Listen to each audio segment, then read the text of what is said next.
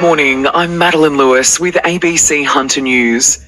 The New South Wales government says it will commit nearly $7 million to crack down on the illegal sale of vapes and support the recovery of young addicts. It says $4.3 million will be spent over 3 years to bolster compliance and enforcement, and $2.5 million will go towards online material to help young people quit vaping. Health Minister Ryan Park says more than 23,000 illicit vapes were seized over a 1-week period in early September. We know that many of them have nicotine and other toxic chemicals. That's the first concern. The second concern is we don't know yet the medium and long-term health effects, particularly on young people, that this could bring. The New South Wales Farmers Association says the federal government should put a tax on importers to pay for biosecurity in the wake of the varroamite outbreak.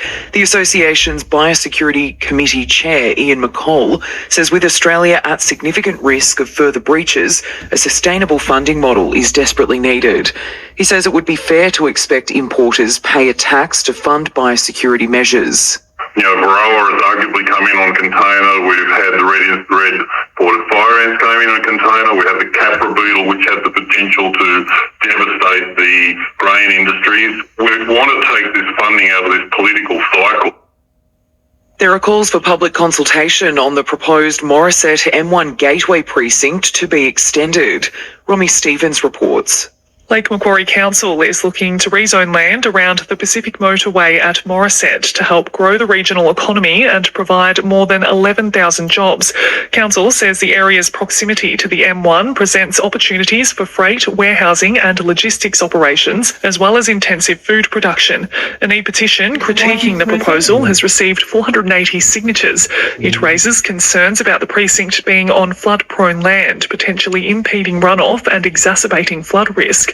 The petition calls on the state government to extend the proposal's consultation period for a further 2 months. The Newcastle Knights have withstood a second-half surge from the Brisbane Broncos to book a spot in next weekend's NRLW Grand Final. The reigning premiers led 18-4 at the break before the Broncos made a comeback and trailed by 6 points with just over 2 minutes to go.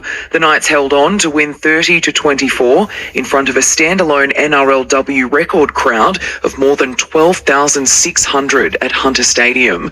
Coach Ron Griffith says he's proud of his team. Oh, it's surreal. I reckon we could talk about this team. There's so many superlatives that you could, talk about the things they do week in, week out. And at the end of the day, the defensive grit to keep turning up for each other. And it wasn't pretty at times, but geez, we've seen some magnificent grit. Captain Hannah Southwell says there's work to be done ahead of Sunday's grand final against the Titans. We just let them back in the game and we need to get better at that. If we're going to compete in the grand final next week, we need to make sure we complete our sets and not give away silly errors. But apart from that, it was something that I've never experienced and I'll remember forever. In local rugby league, the Maitland Pickers have claimed their third straight President's Cup after downing the St Mary's Saints at Parramatta yesterday. The Pickers got off to a strong start and never looked back, finishing with a 32-10 victory. They remain the only side to have won the Cup since it was established in 2020. Maitland coach Matt Lantry says it was arguably the most special win the sides had in the past 4 years. That's 3 in a row for us to beat Sydney's best. Now, the Ron Massey Cup's a great competition, very high standard week in, week out, and to come down here and do what we've done, but it also is a nice icing on the cake for what you've achieved this year, but also the last 4 years. And the Wallabies have been thrashed by Wales, 40-6 at the Rugby World Cup. Catherine Murphy reports from Lyon. The Wallabies went to Lyon needing a win to keep their World Cup campaign alive. In the end, they couldn't even salvage a bonus point for losing by less than 7 points. They were thrashed by a far superior Welsh side. Gareth Davis, Nick Tompkins and Jack Morgan with the tries. The rest of their points coming from the boot of Dan Biggar and Gareth Anscombe. Wales 40-6 winners. The only scores for Eddie Jones' Wallabies were 2 penalties from Ben Donaldson, leaving the Wallabies World Cup dreams in tatters. Sunny in the Hunter today, light winds becoming northwest to southwesterly. Newcastle heading for a top of 27 degrees. Maitland and Scone 28. Singleton heading for a top of 29 degrees.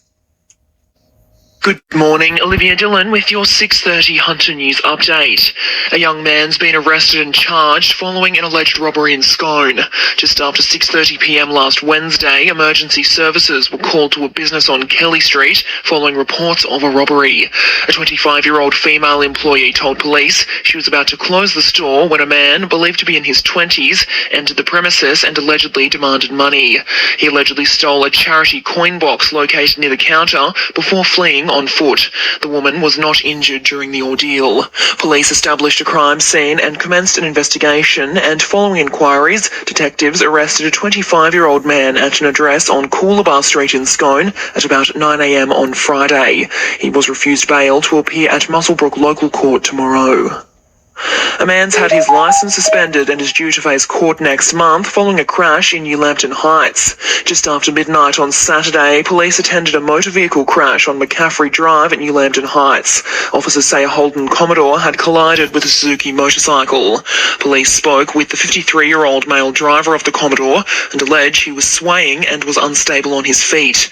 He was arrested and taken to Waratah Police Station, where a breath analysis provided a reading of 0.148.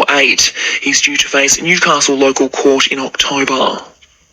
The shuttle bus from McDonald Jones Stadium to the John Hunter Hospital is set to be reinstated after the state government made room for it in the budget. Wallsend MP Sonia Hornery says thousands of locals signed a petition for its return, and it's long overdue. We need people to have better access to the John Hunter without actually driving their cars, because there's big gridlocks there, particularly at peak hour times. I've asked the government to provide some information about timing, cost review, so that I can pass them on to the community. Residents in Newcastle's inner city are renewing calls for council and the East End developers to crack down on vandalism. A Residents Alliance group has written to Iris Capital and Council, arguing derelict behaviour at the redevelopment site is encouraging vandals to deface a number of nearby heritage buildings and local businesses.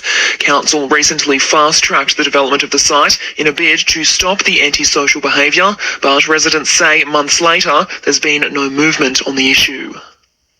Mental health continues to be a challenge for locals in the Hunter, according to a new report. Research from the Scanlon Foundation Institute reveals mixed health outcomes in the region, but life expectancy is improving for those staying away from alcohol. Lead researcher Dr. James O'Donnell says overall health appears to be improving in regional communities. The large majority of us rate our health as good, if not very good or excellent, and we're less likely to smoke and drink alcohol at dangerous levels than in past years. Mental health and general health inequalities, though, remain as major challenges. And Hunter winemakers are patiently waiting for a decision to be made about China's tariffs on Australian wine. China's proposed a solution to the dispute, which ties taxes on wine to duties on Australian imports of other products, including railway wheels and stainless steel sinks. However, the federal government says they want to keep the issues separate.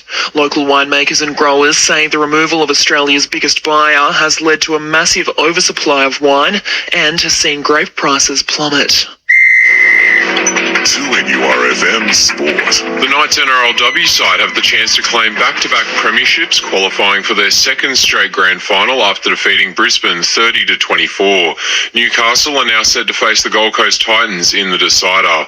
Halfback Jesse Southwell says they'll be looking to put in a full performance against the Titans. If we can put in a good 70-minute performance, start well, finish well, middle well, I think that's, I think we got the team to do it. Meanwhile, the Maitland Pickers men's rugby league side have taken out the President's Cup final with a 32-10 win over St Mary's. It signals another title clean sweep for the side, having claimed back-to-back minor and major premierships in Newcastle Rugby League, along with winning the President's Cup decider last year. And despite going down 3-2, the Jets A-League women's side showed promising signs in their pre-season friendly with the Central Coast Mariners. That's sport. I'm Jordan Regnus. And now you're up to date with the latest 2NURFM Hunter News. Mandate dropped for Queensland healthcare workers and a major loss for the Wallabies. Good morning, I'm Naomi Millam. New research shows 1 in 10 older people are keen to get back into the workforce but face barriers to entry. Advocacy groups are hoping the issue is canvassed in the Employment White Paper, which will be released today. Council on the Ageing Acting Chief Executive Corey Earlham says there's plenty the government can do do. We need to make sure government's making it attractive for older Australians to be able to go back to the workforce. Currently, the rules with the age pension put a bit of a kibosh on those people wanting to go back. The white paper will also urge the government to streamline the visa system for migrant workers and make sure a full employment rate is sustainable.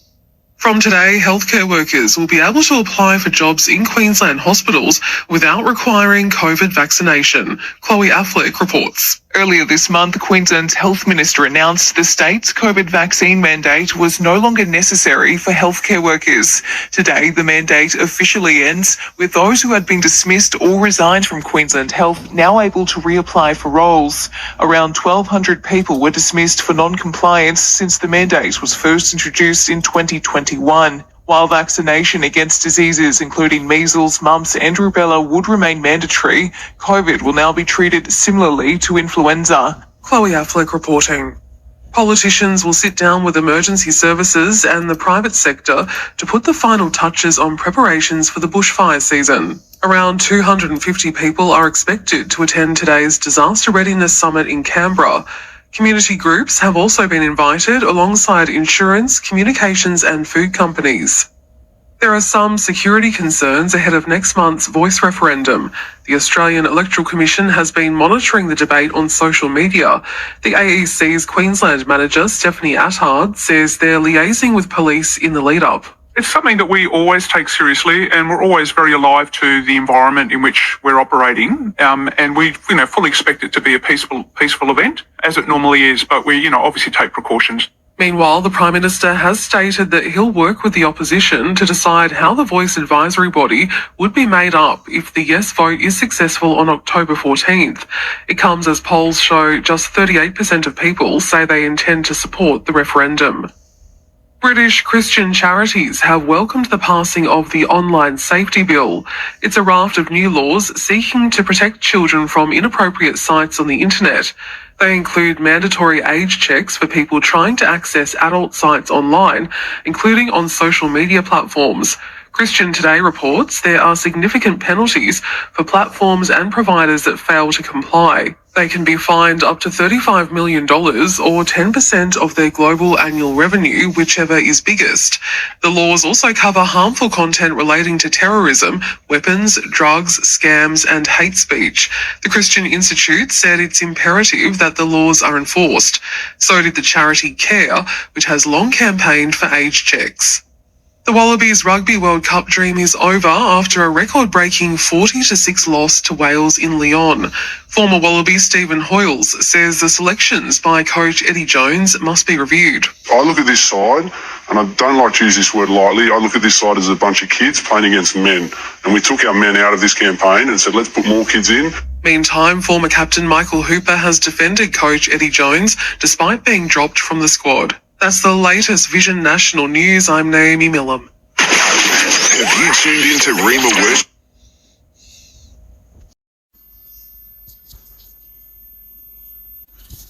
Start your Great Escape and save up to $4,000 on selected Harley-Davidson models. The Great Escape, on now at your local Harley-Davidson dealer. License number MD19047. From the driest of lands comes the wettest of beers. Brewed according to ancient modern traditions by experts in skivvies. Carlton Dry, imported from Drylandia. Listener production. Hello, Hamish Finlay here with you. Well, they've done it again. The 9-year-old W team are grand final bound for the second straight time after accounting for the Broncos 30-24 yesterday. They'll be taking on the Gold Coast Titans on Sunday at Accor Stadium. Skipper Hannah Southwell says it's absolutely surreal. Especially, I'm getting goosebumps now, but to do it for your hometown where you're born and to do it on the biggest stage is something that you can only dream of. And to do it not only with a great group of girls, but your little sister as well is something that you just want to do growing up. The Federal Treasurer is preparing to hand down a major jobs blueprint, the first of its kind in nearly 30 years. Jim Chalmers will today release the government's employment white paper as part of efforts to build a dynamic and inclusive labour market. 9 new policies are expected to be included in the paper, like a national skills passport and reforms to reduce the gender pay gap. As the Varroa mice response pivots from eradication to management, farming groups are bringing biosecurity funding back into the spotlight. The parasites entered into Australia via the Port of Newcastle, but the National Farmers Federation doesn't think we're especially vulnerable.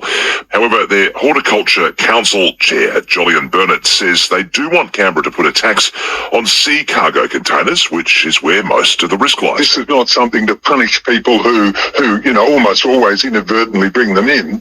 It's simply a more equitable way of funding the necessary response. A former Orange local is being honoured by 2 of his best mates who decided to channel their grief into good. Jack Mitchell and Max Sandstrom will hit the road this morning on foot on a mammoth run from Newcastle to the Gold Coast.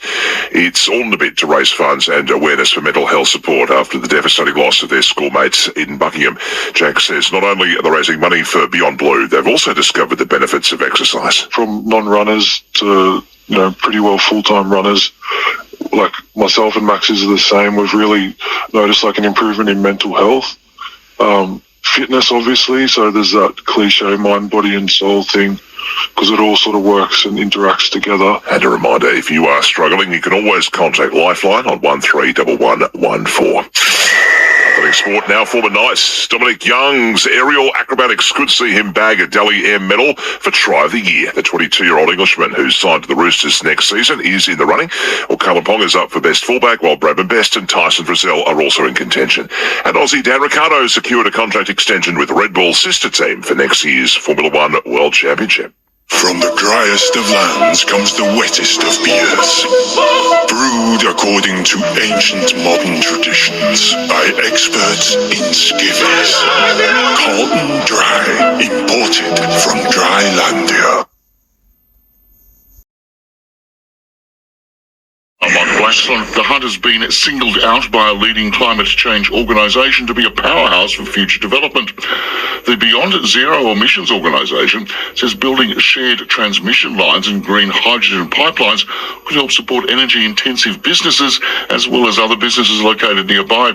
CEO Heidi Lee says establishing clean industry clusters in the Hunter could help save taxpayers money and reduce emissions further.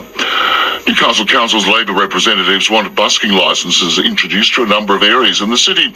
They'll put a motion to tomorrow night's council meeting to make licences required for buskers in 7 city locations and 1 each in Hamilton and Wallsend. The fee would have to be paid to allow for a maximum performance of 2 hours. It's also recommended the council forms a live music approval subcommittee that would assess applications. In sports news, with the Dally M Awards only 2 sleeps away, the list of nominees has been announced with plenty of Knights players up for awards. Carmen Pong has been nominated for Fullback of the Year, and Bradman Best is up for Centre of the Year after a stellar performance with the Knights and the New South Wales Blues side. Dominic Young set to finish his last season with the Knights on an even bigger high, nominated for Winger of the Year. The Dally M Awards recognise the NRL's most outstanding performers, and they're on Wednesday night in Sydney. For more local news, go to 2hd.com.au.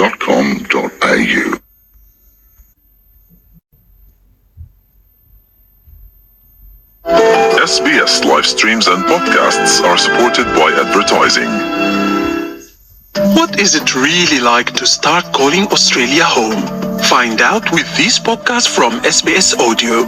My first year on Aussie soil looks at how new migrants found their feet in Australia, their highs, lows, and hilarious first impressions. Or on New Home, hear from migrant and refugee women who are quietly building new lives in regional Australia. Find New Home and My First Year on Aussie Soil on the SBS Audio app, website, or wherever you get your podcasts.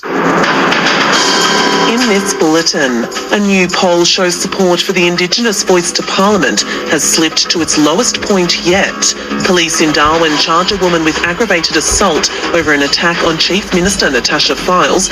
And in sport, Wallabies coach Eddie Jones apologises to supporters after Australia's loss to France in the Rugby World Cup.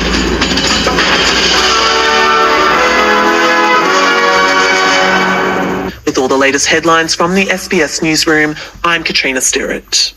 A new poll in the Australian newspaper shows support for the Indigenous voice to Parliament has slipped to its lowest point yet. The online survey of 1,239 voters between September 18 to 22 found only 36% intended to vote yes on October 14. The poll suggests a shift toward the no vote among women and younger voters. Liberal MP Dan Tehan has told Sky News Anthony Albanese should consider calling off the referendum in its current form. What I think we need the Prime Minister to seriously consider doing is now pull this referendum. Sadly, I think on referendum day, what we're going to see is the Australian people say to Anthony Albanese, "You've messed this up."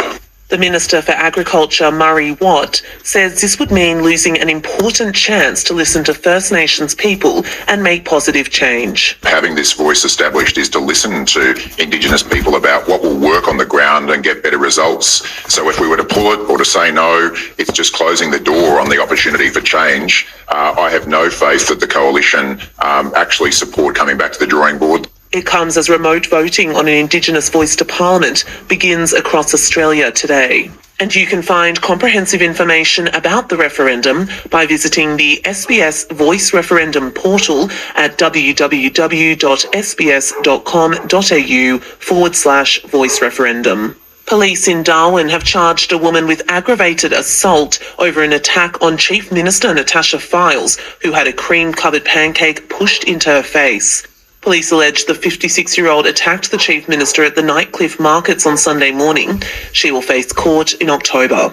Federal Minister for Emergency Management, Murray Watt, has launched a task force to implement a new public safety mobile broadband system to support first responders during disasters and emergencies. Mr. Watt announced the task force during his opening address at the first day of the National Bushfire Preparedness Summit in Canberra.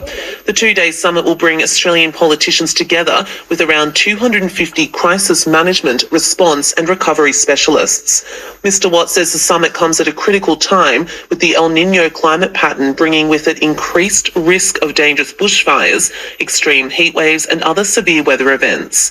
Mr. Watt says a new task force will implement a public safety mobile broadband system to provide better communications capabilities for first responders. In short, this long-promised but never realised project is about providing better communication systems for our first responders to protect them and our communities. It will provide fast and secure voice, video and data communications specifically for our emergency services, so they can communicate with each other across jurisdictions and during the most challenging conditions. New South Wales will follow other states with a crackdown on the sale of illegal vapes. The state government will spend a total of $6.8 million over 3 years, with most of the money going to bolster compliance and enforcement, while $2.5 million will be spent on services to help young people quit vaping. Premier Chris Minns says the evidence suggests vaping is now becoming a gateway for an increase in smoking rates in young people.